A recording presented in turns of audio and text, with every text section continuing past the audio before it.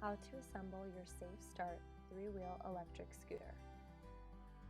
Begin by carefully removing all items from the Safe Start product box. Contents should include deck, handlebar, 5mm hex wrench, 10mm wrench, charger, and instruction manual.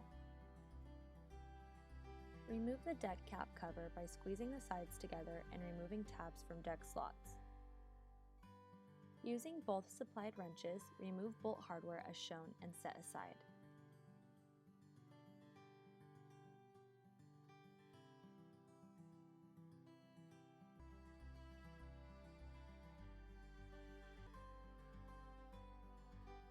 Insert stem tube through deck cap cover as shown. Slide stem tube into steering tube and align the bolt holes. Insert bolt hardware into aligned holes as shown. Place supplied washer and nut onto bolt assembly.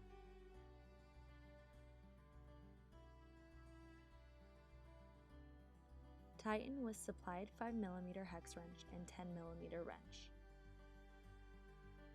Connect the wire plug from stem tube with the wire plug protruding from deck.